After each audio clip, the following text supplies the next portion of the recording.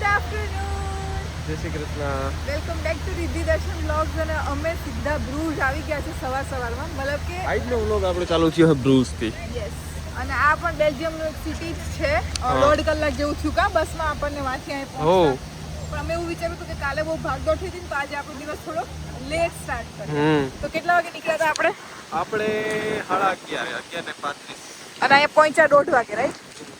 તો હવે અહીંયા ફરશું બ્રુજમાં. થોડીક વાર ફરશું. થોડીક વાર નહીં, અમે રિટર્ન ટિકિટ કરાવેલી છે. કેટલા વાગ્યાની છે? 8:30. ટૂંકમાં 1:30 થી 8:30 7 કલાક અહીં રહેવાના છીએ. તો કાલનો આપણો દિવસ હતો બ્રસેલ્સમાં, બેલ્જિયમમાં. આપણે બેલ્જિયમમાં જ છીએ અત્યારે. હા, બ્રસેલ્સમાં પતી ગયું, પણ આપણી હોટલ ત્યાં જ છે એટલે પાછું આપણે ત્યાં જવું પડશે બ્રસેલ્સ. યસ. એટલે બ્રુજ આજે ફરશું અને સીધા પાછા બ્રસેલ્સ આપણી જ્યાં હોટલ હતી ત્યાં વયા જશું અને કાલે સવારે નીકળશું આપણે પેરિસ માટે નીકળશું. યસ. એટલે હવે અમારું ત્રીજું કન્ટ્રી છે પેરિસ, જે અમે કાલે જશું ને તો કાલ પરમદી અને 7મી તારીખ 3 દિવસ પછી ત્યાં છે. તો એવી રીતનું આપણું પ્લાનિંગ છે. તો એ બધું તમને કીધું. બાકી તમને રૂમ ટૂર કરાવવાના હતા. રૂમ એક્ઝેક્ટ સેમ છે જેવો એમ્સ્ટરડેમ નેધરલેન્ડ્સમાં હતો એવો જ, પણ અમે કરાવશું ચોક્કસથી. સવારે અમે નીકળી ગયા, બરાબર. આજનું સવારે આપણે શું કરવું કહીએ. એમાં કેવું હોય મિત્રો કે ભાઈ ટ્રેન કે ટ્રામ કે એવું લેવાનું હોય ને તો વાંધો ના આવે. આ તો બસ છે, બસમાં કેવું ફિક્સડ ટાઈમ એમ 8 એટલે 8, એમાં પછી વહી જાય બસ, તમારી ટિકિટ ફેલ જાય. તો અમે થોડોક આરામ ને અંતે હોય તો ઈ 5-5 મિનિટે આવતી હોય એટલે એમાં કઈ વાંધો ન હોય. તો અમે જે બસ લઈને અહીંયા આવવાના હતા બ્રુજ, ઈ 11:30 ની હતી અને અમારે થોડોક આરામ કરો તો આજે, કેમ કે અમારે થાક્યા હતા. એટલે તો શું કર્યું આપણે 9 વાગે ઉઠ્યા કા? 9 વાગે ઉઠ્યા. વિચાર કરો 9 વાગ્યા સુધી આજે આરામ કર્યો કે પછી થાકી જાય રોજ એટલું ફરફર કરીએ તો. આઈ જેવું થયું ના, પેલા 2 દિવસ એમ થયું કે નહીં ફરવા આવ્યા, બરાબર. હા. પણ આઈ જેવું થયું કે ખરેખર ફરવા આવ્યા અમે એમ. કે ફરવા આવ્યા અમે ભૂતા હતા. એક દિવસ જ એમ 9 વાગે ઉઠ્યા ને પછી ફટાફટ રેડી થઈને 10 વાગ્યા સુધીમાં તો બ્રેકફાસ્ટ પૂરો થઈ જાય. કેટલા વાગે પહોંચ્યા હતા આપણે? 10 માં 5 મિનિટની વાર હતી ત્યારે પહોંચ્યા. 9:50-55 અમે બ્રેકફાસ્ટ ઓલામાં પહોંચ્યા. અને બ્રેકફાસ્ટનો દર્શન એક ક્લિપ તો લીધી છે. સારું હતો. આજે યોગર્ટ બોલ મળી ગયો તો મને તો મારો એટલે ફેવરેટ. તો નાસ્તો કરીને નીકળ્યા, પછી રેડી થયા અને સીધા પછી અહીંયા પહોંચ્યા. હવે અહીંનું આખું અમે છે ને ઘરેથી જ આઇટનરી બનાવીને આવ્યા હોય કે કેવી રીતે જઈને ક્યાં ફરવું છે. એટલે અહીંયા આવ્યા પછી પહોંચ્યા પછી સર્ચ કરવામાં ટાઈમ ના નીકળી જાય. તો કેવી રીતે બનાવી હતી આપણે આઇટનરી? એ વન્ડર લોક કરીને એક એપ છે. યસ. હું બધાને ઈ જ રિકમેન્ડ કરીશ. અમને અમારા ભાઈએ રિકમેન્ડ કરી. દીપુભાઈ ને લોકો એમાં બધું પ્લાનિંગ કરીને ગયા હતા એક બે જગ્યાએ, એટલે અમને રિકમેન્ડ કરી હતી ને અમે પહેલી વાર યુઝ કરી. પણ ખરેખર એનું કામ ઊંચું છે. એમાં કેવું હોય, તમે સ્ટાર્ટિંગ પોઈન્ટ ને એન્ડ પોઈન્ટ તમારો ગોઠવી દો ને દિવસનો, પછી એમાં વચ્ચે જગ્યા એવું નાખી દેવાનું. પેલા શું કરવાનું કે આપણે જેટલી જગ્યા છે ને સારી યસ ઈ સર્ચ કરવાની. માન કે આપણે બ્રુઝમાં આવ્યા તો બ્રુઝની બેસ્ટ જગ્યા એવું હોય ને એ બધી એડ કરી દેવાની. પછી ઓપ્શનલ જગ્યા એવું હોય ને જે હિડન પ્લેસ હોય ઈ એડ કરવાની. પછી જાવું હોય કે ના જાવું હોય, જાવું હોય નાખી દેવાની. પછી શું કરવાનું, એનો સ્ટાર્ટિંગ પોઈન્ટ ને એન્ડ પોઈન્ટ આપણે સેટ કરી દેવાનું. હા. જેમ કે અમારા અહીંયા ફ્લિક્સ બસ ની હમણાં જે ઉતરા, હા, એ અમારો સ્ટાર્ટિંગ પોઈન્ટ કહેવાય. યસ. બરાબર. અને એન્ડ પોઈન્ટ અમારે ત્યાં જ છે. તો સ્ટાર્ટિંગ ને એન્ડ ઈ સેટ કરી દો ને, પછી ઓપ્ટિમાઇઝ રાઉટ કરો ને, લાખો તમારો રૂટ સેટ થઈ જાય. એટલે તમે જેટલી જગ્યા નાખી છે ને એ બધી એમાં ઓર્ગેનાઇઝ થઈ જાય. ઓર્ગેનાઇઝ કઈ રીતના કે તમે ઉતરામાંથી ત્યાંથી 2 મિનિટ હાલવાનો રસ્તો. નકર આપણે કેવું હોય કે આપણે તો મન ફાવે હા સારી જગ્યા નાખીએ તો, પણ ઉતરા ત્યાંથી 20 મિનિટ હાલવાનું થાય. હા. પછી પાછું 5 મિનિટ હોય, પછી પાછું અડધી કલાક હોય. કહેવાનો મતલબ કે તમે આપણી રીતે કરો ને તો પહેલા પૂર્વમાં વયા જાય, પછી પશ્ચિમમાં જાય, પછી પાછા પૂર્વમાં જવું પડે. પણ આવી રીતે ઓપ્ટિમાઇઝ રાઉટ કરેલો હોય ને તો આપણને આખો રૂટ બનાવી દે કે અહીંથી પહેલા 5 મિનિટ ચાલો, પૂર્વમાં 3 જગ્યા છે એ ફરી લો, પછી ત્યાંથી ફરતા ફરતા પશ્ચિમમાં, પછી પાછા જ્યાં આવ્યા ત્યાં. તો એવી રીતે આખી આઇટનરી આખા દિવસની સેટ હોય કે આજે ક્યાં જવું છે. તો એવી રીતે આખું અમે બધા જ કન્ટ્રી ફરવાના, રાઈટ? અને એ બહુ ઇઝી એટલે પડે કે તમે યુટિલાઇઝ કરી શકો તમારો દિવસ. નહીં તો પછી એવું થાય કે ઓકે ક્યાં જવું, શું કરવું, કંઈ મળતું નથી, કંટાળી ગયા, એવું ના થાય. એટલા માટે બીજી વસ્તુ ટ્રાન્સપોર્ટેશનનું શું કર્યું? ટ્રાન્સપોર્ટેશન એમ્સ્ટરડેમમાં જીવીબી હાલે બધી, એટલે એ પણ રિસર્ચ ઘરેથી કરીને આવ્યા હતા. કે અમારે આમ્સ્ટરડેમમાં 2 દિવસ રહેવું હતું તો 2 દિવસ માટે આવ્યા હતા, પણ અહીંયાથી વધારે આઈડિયા આવ્યો. એકવાર યુઝ કરો ને તમે પછી તમને ઓટોમેટિક આઈડિયા આવી જાય કે નહીં આ જ વસ્તુ છે એમ નહીં, પણ આપણે શું યુઝ કરવું, કયો પાસ યુઝ કરવો એ તો ઘરેથી નક્કી કર્યું હતું ને. અમે લોકો 2 દિવસ રહેવાનું હતું ને તો અમે એવી રીતે જ રિસર્ચ કર્યું હતું કે 2 દિવસ એમ્સ્ટરડેમને ફરવા માટે કઈ કઈ ઓલી જોશે. તો હું મળ્યું હતું આપણને? આપને જીવીબી આજ મળ્યું હતું, જીવીબી પાસ. યસ, જીવીબી એટલે કેવું કે એને એ કંપની છે જીવીબી. એની ટ્રેને હોય, મેટ્રો હોય, બસે હોય, એટલે બધા ટ્રાન્સપોર્ટેશન મોડમાં ઈ પાસ હાલે 2 દિવસ સુધી. એ અમે ત્યાં કરાવી લીધો હતો તો અમારું એમાં હાઈલું ગયું. તો એ વસ્તુ અમે ઘરેથી કરીને આવ્યા હતા એટલે સહેલી પડી. કા અહીંયા આવીને કરીએ તો અહીંયા આવીને કર્યું હોત ને તો તકલીફ થાય. અહીંયા આવીને કરીએ તો એ રિસર્ચ કરવામાં તમારો અડધો દિવસ વયો જાય, તો પછી પાછળનો અડધો દિવસ તમે શું કરો, યુટિલાઇઝેશન જ ના થાય. એટલે કેવું થયું કે જેવું એમ્સ્ટરડેમમાં ઉતર્યા ને એવું અમારી પાસે ઓલરેડી પાસ લીધેલો હતો, ત્યાંથી એક્ટિવેટ કરાવ્યો, ત્યાંથી ઓલી હું ટ્રેન પકડીને સીધા હોટલે પહોંચી ગયા. હોટલે એટલે ટ્રાન્સપોર્ટેશનની વાત થઈ ગઈ, ફરવાની વાત થઈ ગઈ, બધું ઘરેથી રિસર્ચ. ભલે યુરોપ જ છે પણ એક એક કન્ટ્રીમાં અલગ અલગ છે બરાબર ટ્રાન્સપોર્ટેશન સિસ્ટમ. જેમ કે એમ્સ્ટરડેમમાં મોસ્ટલી જીવીબી હાલે, હા, પછી આ બ્રસેલ્સમાં અને બ્રસેલ્સમાં જ ખાલી હા એસટીઆઈબી ને એસટીઆઈબી એસએનસીબી આ હાલે બધી બરાબર. યસ, ટૂંકમાં બધી સિસ્ટમ અમે રિસર્ચ કરીને આવ્યા હોય તો અહીંયા સહેલું પડે. અહીંયા કોઈ ગાઈડ નથી, કોઈ ટૂર નથી કે કોઈ અમને ક્યાંય લઈ જાય બરાબર. તો આપણે આપણી રીતે ફરતા હોય ને તો આપણી રીતે જ બધું ડિસ્કવર કરવું પડે. જેમ કે હમણાં હું દર્શનને ઈ જ કહેતી હતી કે આપણે કદાચ કાલે સીધા એમ્સ્ટરડેમથી બ્રુજ આવ્યા હોત ને પછી જ હોટલે ગયા હોત, કેમ કે હોટલ તો 2 દિવસ બ્રસેલ્સની જ છે. ઓ તો સામાનનું શું કરત? એટલે આ બધા ક્વેશ્ચન્સ આવવા જોઈએ કે અમારે જોડે મોટી બેગો તો થઈ શકે. અહીંયા કેવું બધું સ્ટોરેજ વાળું હોય, જેમ કે તમારા સામાન છે તો ખાલી સામાન રાખવાની જગ્યાએ મળે એમ 1 દિવસ પૂરતી. તો એવું થઈ શકતું હતું. એટલે ખાલી વાત જ છે કહેવાની કે આવી રીતે આપણે આપણી રીતે પણ થોડા ક્વેશ્ચન્સ કરવા પડે કે કદાચ આપણે આવું કર્યું હોત કે પહેલા બ્રુજ આવ્યા હોત, સામાન અહીંયા સ્ટોરેજ હાઉસમાં 1 દિવસ મૂક્યો હોત ને પછી સીધા બ્રસેલ્સ વયા ગયા હોત તો કાલે જ આજે મતલબ કે આખો દિવસ બ્રસેલ્સ ફરત. પણ છે એ તો બધી થાય વાત અને એ બધી તો થતી રહે, આપણે પાછી કરશું એની. હા, પહેલી જગ્યા આપણે જે છે હા, ખાલી ચીલ થવા માટે. ચીલ થવા માટે મતલબ કે જે સ્ટેશન થી હાવ નજીક છે, એન્ટ્રી પોઈન્ટ કહેવાય, મિન્ને વોટર પાર્ક બરાબર. વોટર પાર્ક છે અંદરની સાઈડ છે. વોટર પાર્ક એટલે આપણે જે કહીએ એ વોટર પાર્ક નહીં, પણ એમ કે પાર્ક કે જેમાં પાણીની કેનલ જાય છે એવું, રાઈટ? ગાર્ડન જેવું. તો આ એક પ્લેસ એવી હતી કે જે અમારી ઓપ્શનલમાં હતી, પણ હવે અહીંથી નીકળતા હોય તો જોઈ લઈએ આપણે કે શું છે.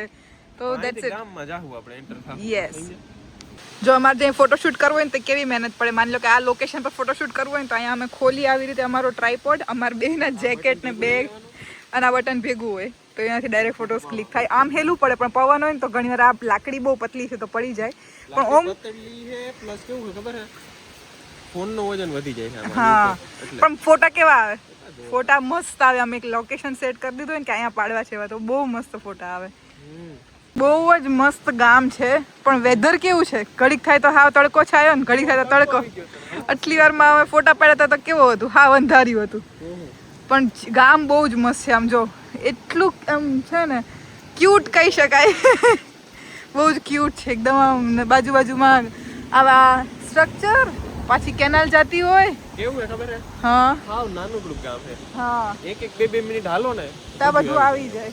બહુ જ મસ્ત રીતે.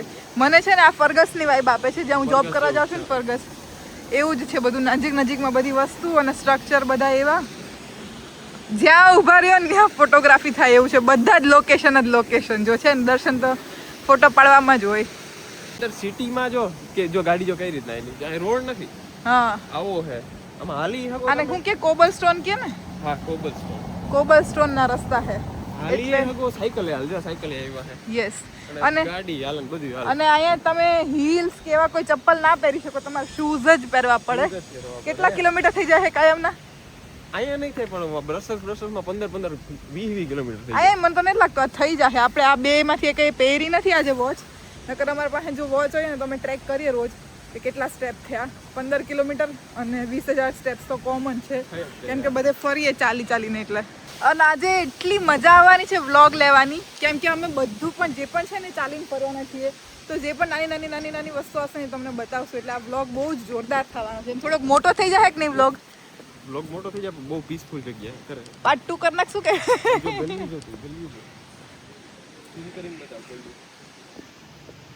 અને બેસ્ટ વસ્તુ શું છે કે વાહન જ નથી કોઈ, વાહન બધી સાયકલ હોય અને માણસો ચાલતા હોય. કાલ ભાગ્યે જ કોઈક ગાડી આવે ને એ બહુ જ રેર કેસમાં, એટલે બહુ મજા આવે. જો હોર્સ રાઇડિંગ એ કરી શકીએ.